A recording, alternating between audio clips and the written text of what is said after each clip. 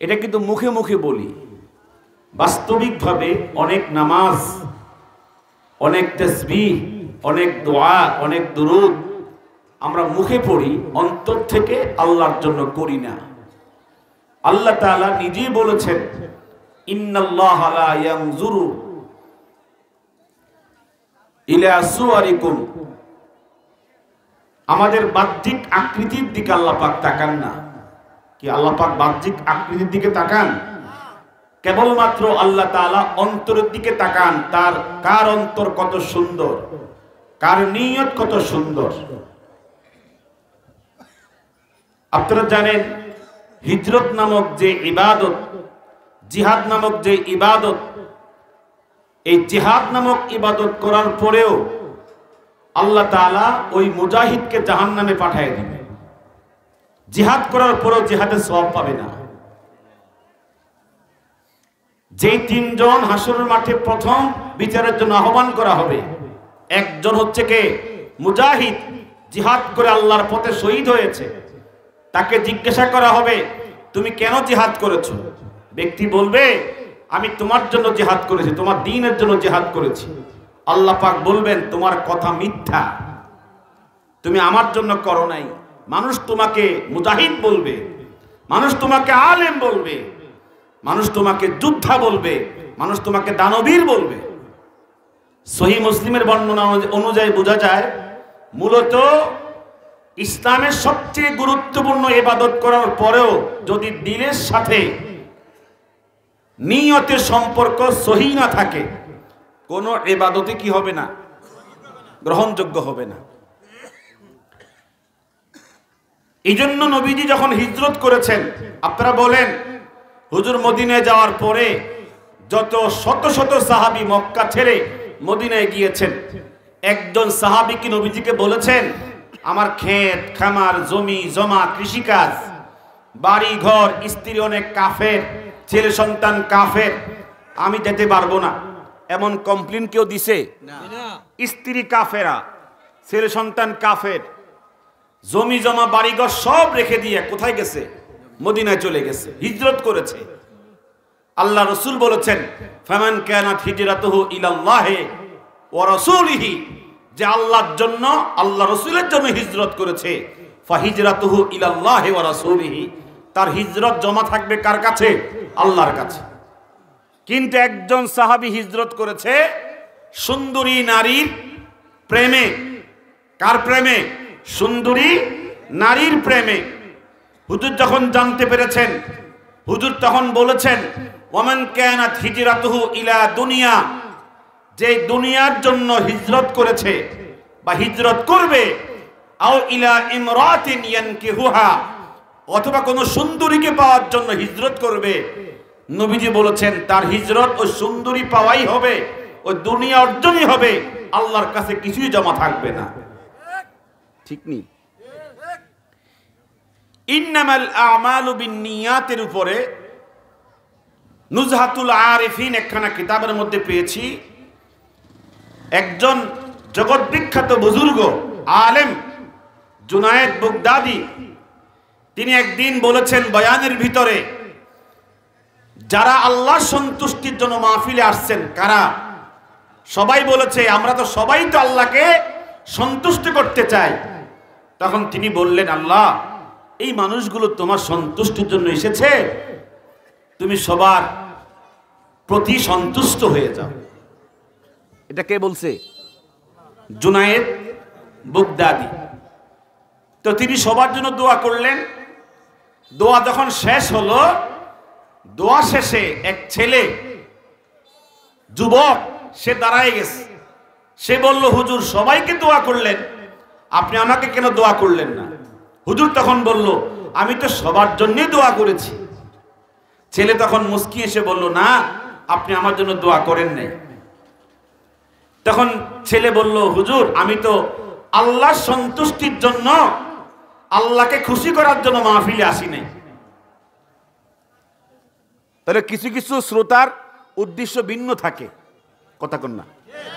সব শ্রোতা যে একরকম, ব্যাপারটা এমন না, কিছু শ্রোতা ব্যতিক্রম থাকে। তখন হুজুর বলল, তুমি কি জন্য আসছো?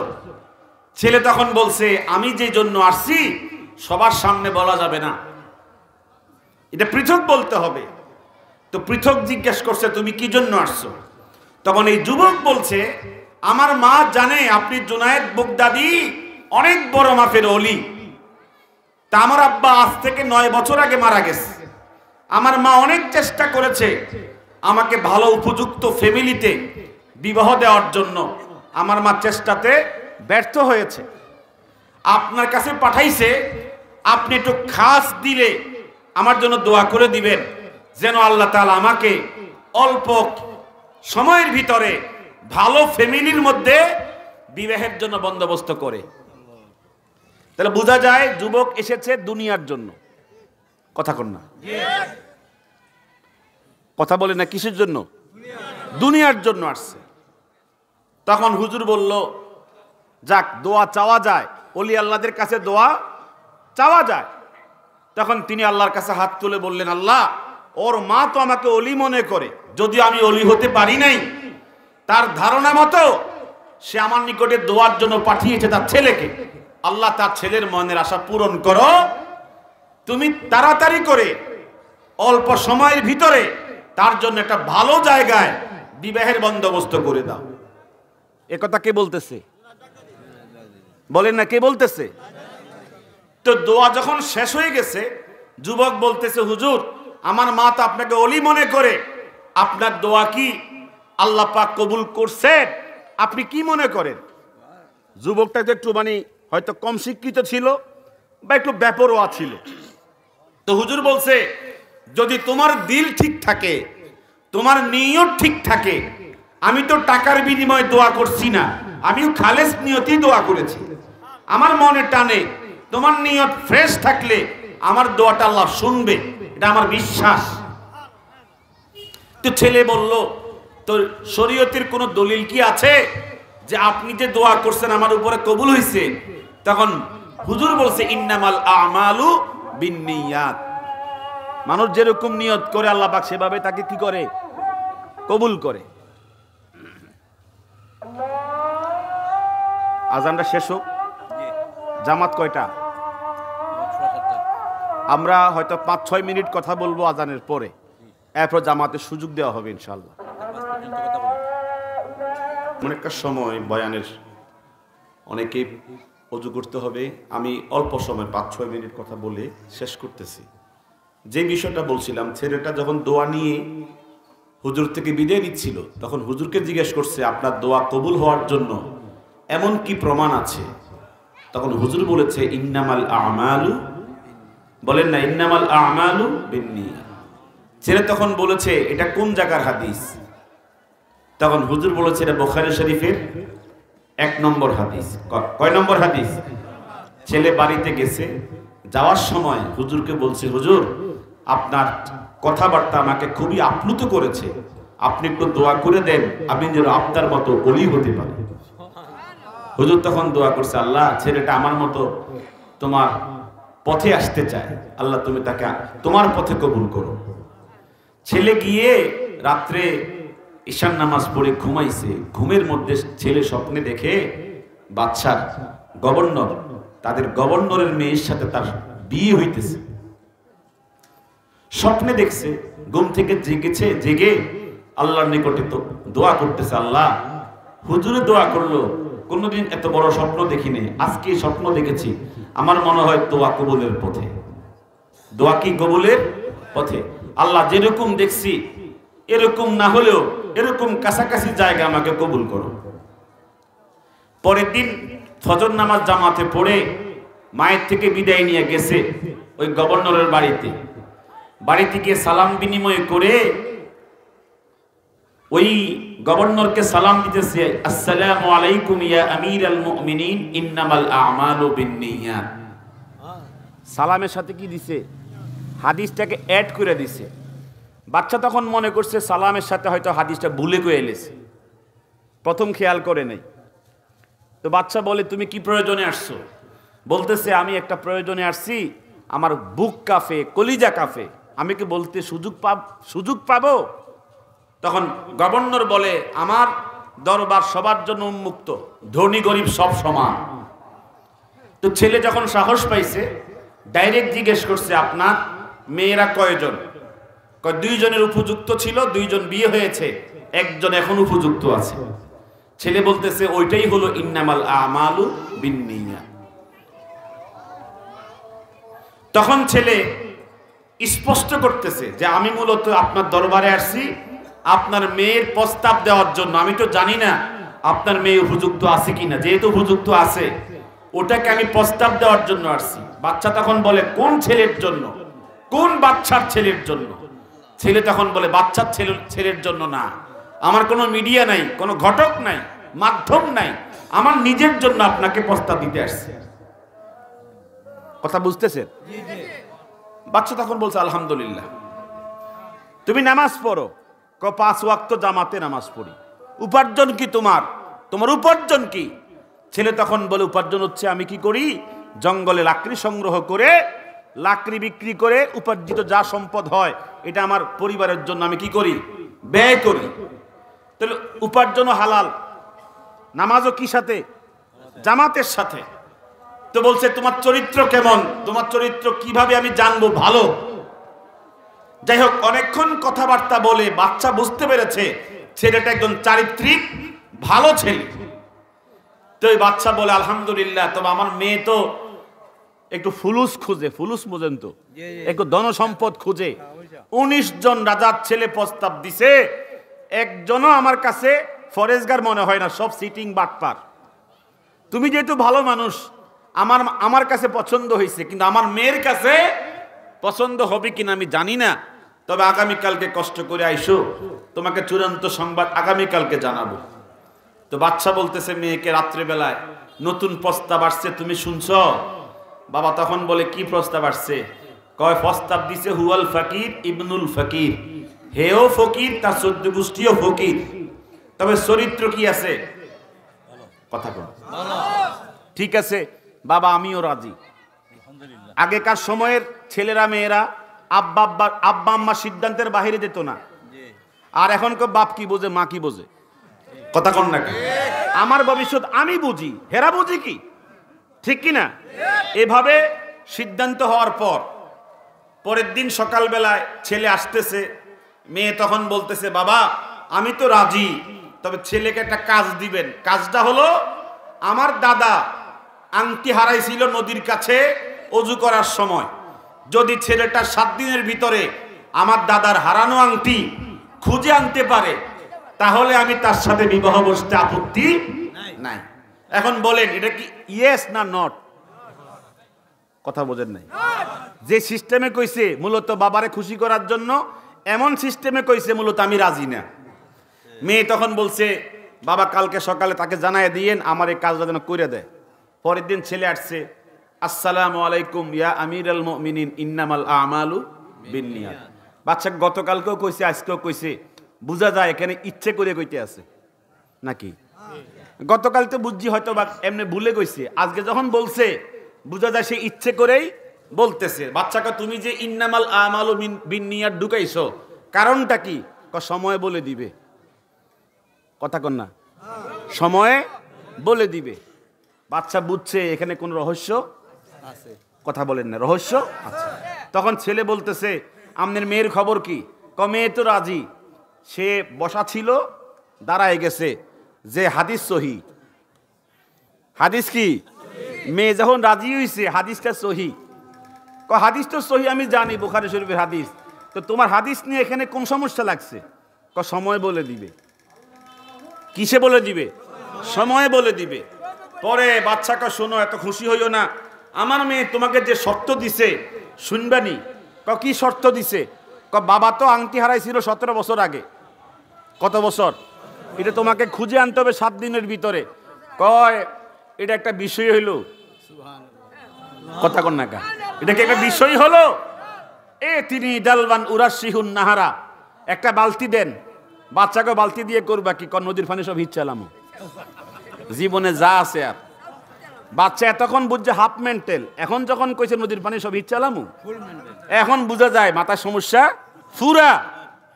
ঠিক নেই?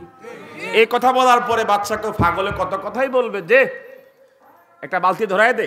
ফাআল্লাকাহু আলা উনুকিহি, বালতি কান্দে ঝুলাইয়া ওয়া মাশা ইলান নাহার, ওই সমুদ্রের দিকে রওনা দিচ্ছে, নদীর দিকে রওনা দিচ্ছে।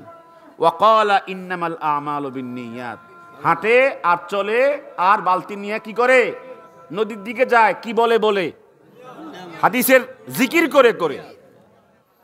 কথা কন না কা?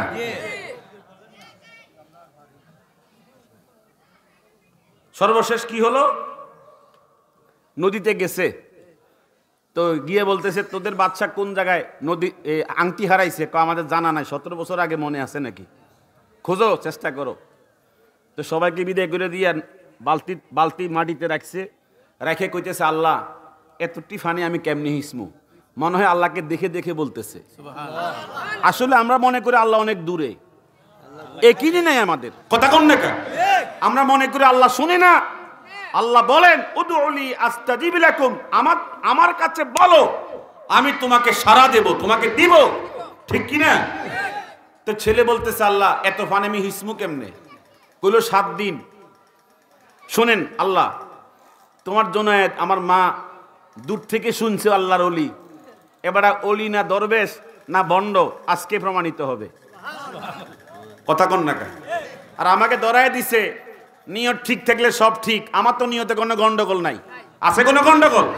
আর বলছে বুখারী শরীফের কয় নম্বর হাদিস, যদি এটা সহি না হয়, যদি এটা কি না হয়, সহি না হয়, তাহলে খবর আছে। কারে বলতেছে? আল্লাহরে। আল্লাহ দিবা নাকি দিবা না? পানি হিসতে নামতেছি, এই বালতি লইয়া পানিতে হিসতে নামছে, 7 ঘন্টা পানি হিঁচছে। হিঁচা যখন 7 ঘন্টা গেছে, পেটের ক্ষুধা, খুবই কষ্ট, বাচ্চার কাছে এসে বলতেছে লঙ্গরখানা কোন দিকে? খাও খাও ওই দিকে। খাইয়া দেয়া যখন রওনা দিছে, বাচ্চা কি অবস্থা, পানি কমছে নি, মানে ইটকারি মারে, টিটকারি করে, মস্কারি করে।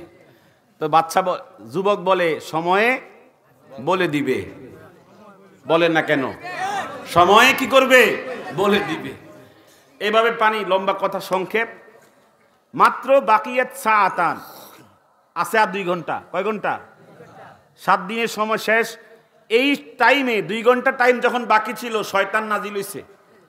মানে শয়তান কি হইছে? অবতীর্ণ হইছে কার কাছে? এই যুবকের কাছে, আল্লাহর পক্ষ থেকে পরীক্ষার জন্য। কিসের জন্য বলেন? তো বলতেছে তুই যে 7 দিন পানি হিঁচলি, কোনো পানি কমলো না, বা আংটি যে পাইবি কোনো আলামত মিললই না, বুঝো শোনো আর পানি হিঁচা দরকার নাই, সময় প্রায় শেষ, ওঠো ওঠো, মানুষের কাছে গিয়ে বলো জুনায়েদ ভণ্ড আর হাদিস জাল হাদিস। কে কইতেছে? মিস্টার ইবলিসে কইতেছে। এজন্য প্রকৃত ইমানদার কখন শয়তান তাকে মিস কল মারে, ইমানদার বোঝে কি বোঝে না? দেখবেন ফজর যখন আজান হয়, আজানের আগের আরাম আর পরের আরাম, এর মধ্যে পার্থক্য হয়ে যায়। কথা কন না কা? ইমানদার বোঝে এই আরামটা মূলত বেরাম, লাঠি দিয়ে কি করে চলে যায় মসজিদ পানে। এই জন্য শয়তান যে কুমন্ত্রণা দিয়ে আসতেছে উনি বুঝে লাইছে, তখন তিনি বলছে লা হাওলা ওয়ালা কুওয়াতা ইল্লা বিল্লাহ, শয়তান সর, আমার আংটি পাওয়ার সুযোগ এখনো কয় ঘন্টা আছে? 2 ঘন্টা আছে। ফারাশাহাল মা সুরআতান, এখন পানি হিঁচতে তাড়াতাড়ি করে, সময় তো কমে গেছে, সুরআতান তাড়াতাড়ি করতেছে পানি হিঁচার জন্য। আল্লাহ পাক বলে ফেরেশতারা আমার যুবক কি হয়েছে, একিনের উপরে সফলতা অর্জন করেছে, আমাকে বিশ্বাস করেছে, আমার বন্ধুকে বিশ্বাস করেছে, আমার প্রিয় ওলি জুনায়েদকে বিশ্বাস করেছে। যদি এখন সে নিরাশ হয়ে যায়, আমার নবীর বিরুদ্ধে হাদিস জাল বলে ফেলবে। কথা কর না কা? যাও যাও, ওই যে 7 হাত বালুকোনার ভিতরে আংটি পরে আছে, ওটা নিয়ে এসে গোসে মেজে বালতি ঢুকাইয়া দাও। যদি অসম্ভব সম্ভব হয়ে যায় কোন ইমানদার মুমিনের জীবনে, তাকে বলা হয় কারামত। আর আহলুস সুন্নাত ওয়াল জামাতের সিদ্ধান্ত হয়েছে কারামাতুল আউলিয়ায়ে হক, সমস্ত ওলিদের কারামত সত্য, ঠিক কি না? বালতি যখন উপরে পানি নিক্ষেপ করছে, বালুকোনার মধ্যে ঝিকঝিক করে আংটি হেসে উঠেছে। আংটি হাতে নিয়ে উল্টায় পাল্টায় দেখে বাচ্চার বাবার নাম তো স্পষ্ট খোদাই করে লেখা আছে। দৌড়ায় গিয়ে বাচ্চার কাছে গিয়ে বলতেছে, বাচ্চা এই যে আপনার বাবার আংটি আমি হাজির করে ফেলেছি। বাচ্চা এতক্ষণ মনে করছে হাফ মেন্টেল, ফুল মেন্টেল। এখন বাচ্চা হাতের পাইয়া বলতেছে, তোর চেহারা বলে তুই আল্লাহর ওলি, আর কোনো সন্দেহ নাই, এমন জামে আমার দরকার ছিল। মূলত আমার আর কথা শেষ, এখানে কথা ছিল অনেক। ইন্নামাল আমালু বিন্নিয়াত ইয়্যাকা না'বুদু ওয়া ইয়্যাকা নাস্তাঈন, এই কথার মধ্যে হাকিকত কি? আমরা মূলত মুখে মুখে উচ্চারণ করি, বাস্তবে কিন্তু আল্লাহর সামনে কোন ইবাদতকে একনিষ্ঠভাবে করার জন্য আমরা কি করি না, অন্তর থেকে চেষ্টা করি না। আল্লাহ পাক আমাদের সকলকে যেন আল্লাহর সন্তুষ্টি অর্জনের জন্য ইবাদত করার তৌফিক দান করেন। আসসালামু আলাইকুম ওয়া রাহমাতুল্লাহ।